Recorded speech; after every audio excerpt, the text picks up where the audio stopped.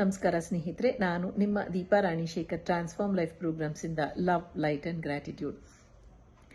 ನಿಮಗೆಲ್ಲರಿಗೂ ಈ ಶುಭ ದಿನದಂದು ಗುರು ಪೂರ್ಣಿಮೆಯ ಹಾರ್ದಿಕ ಶುಭಾಶಯಗಳು.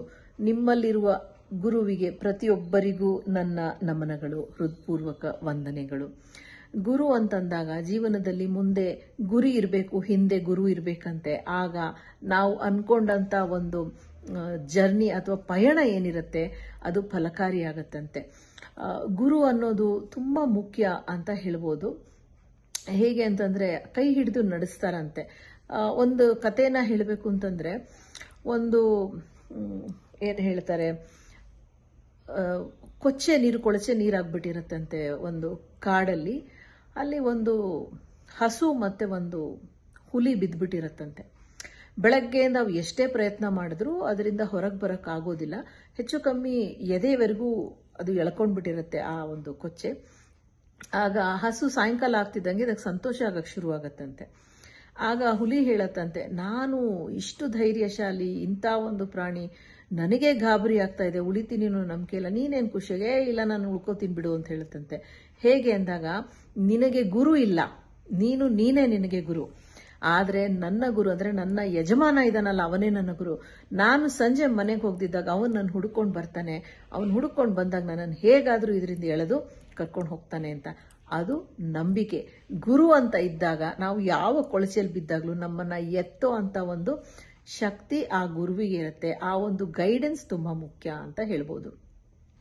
ಸೊ ಈ ಗುರು ಪೂರ್ಣಿಮೆಯಂದು ನಾನು ನಿಮಗೆ ಸಂಜೆ ಉತ್ತರ ಕೊಡ್ತೀನಿ ಅಂತ ಹೇಳೋದಿಲ್ಲ. ನಿಮ್ಮ ಎಲ್ಲ ಗುರುಗಳಿಗೆ ನಮನವನ್ನು ಸಲ್ಲಿಸಿ ಹೋಗಿ ನಮಸ್ಕಾರ ಹೇಳಕ್ಕಾದ್ರೆ ಸರಿ, ಇಲ್ಲ ನಿಮ್ಮ ಫೋನ್ ಮೂಲಕ ತಿಳಿಸಿದ್ರು ಸರಿ, ಅಥವಾ ನಿಮ್ಮ ಹೃದಯದಲ್ಲಿ ಆ ಪ್ರೀತಿ, ವಿಶ್ವಾಸ, ಗೌರವವನ್ನು ತಿಳಿಸಿದ್ರು ಸರಿ. ಈ ಒಂದು ಸಂದರ್ಭದಲ್ಲಿ ನನ್ನ ಪ್ರಥಮ ಗುರುವಾದ ಶ್ರೀ ದೇವಾನಂದ ಗುರುಜಿ ಅವರಿಗೆ ನಾನು ನನ್ನ ಹೃತ್ಪೂರ್ವಕ ವಂದನೆಗಳನ್ನ ಸಲ್ಲಿಸ್ತಾ ಇದ್ದೀನಿ. ಯಾಕೆಂತಂದ್ರೆ ನಾನು ತುಂಬಾ ಕಷ್ಟದಲ್ಲಿದ್ದಾಗ, ಆರೋಗ್ಯದಲ್ಲಿ, ಪ್ರತಿಯೊಂದು ವಿಷಯದಲ್ಲೂ ತುಂಬಾ ಸಂಕಟದಲ್ಲಿದ್ದಾಗ ಕೈ ಹಿಡಿದು ಮೇಲೆತ್ತಿ ಈ ಒಂದು ದಾರಿಯಲ್ಲಿ ನಾಂದಿ ಹಾಡಿದಂತ ಗುರುಗಳು ಅವರು. ಗುರುಗಳಿಗೆ ನಿಮಗೆ ನನ್ನ ಹೃತ್ಪೂರ್ವಕ ವಂದನೆಗಳು. ನಿಮ್ಮ ಆಶೀರ್ವಾದ ಸದಾ ನನ್ನ ಮೇಲಿರಲಿ. ಥ್ಯಾಂಕ್ ಯು ಸೋ ಮಚ್ ಗುರುಜಿ. ಮತ್ತೆ ಈ ಗುರು ಪೂರ್ಣಿಮೆಯಿಂದ ನೀವು ಒಂದು ಗುರು ಇದ್ರೆ ಅವರಿಗೆ ನಮನವನ್ನು ಸಲ್ಲಿಸಿ, ಅವರಿಂದ ನಿಮಗೆ ಹೆಚ್ಚು ಹೆಚ್ಚು ಜ್ಞಾನಾರ್ಜನೆ ಆಗಲಿ ಅಂತ ಕೇಳ್ಕೊಳ್ಳಿ.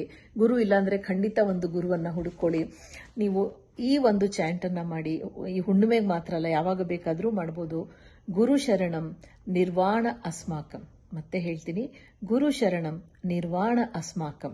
ಇದರ ಅರ್ಥ ಏನು ಅಂದ್ರೆ, ಗುರುಗಳಲ್ಲಿ ನಾವು ಶರಣು ಹೋದ್ರೆ ನಿರ್ವಾಣ ಅಂದ್ರೆ ಪ್ರೀತಿ ಮತ್ತು ನೆಮ್ಮದಿ, ಶಾಂತಿ ನಮ್ಮದಾಗತ್ತಂತೆ. ಅದಕ್ಕಿಂತ ಇನ್ನೇನು ಬೇಕು ಜೀವನದಲ್ಲಿ.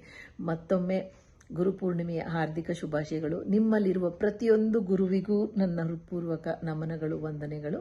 Thank you so much for joining me. ನಾನು ನಿಮ್ಮ Deepa Ranishekhar transform life programs ಇಂದ ಲವ್, ಲೈಟ್ ಅಂಡ್ ಗ್ರಾಟಿಟ್ಯೂಡ್.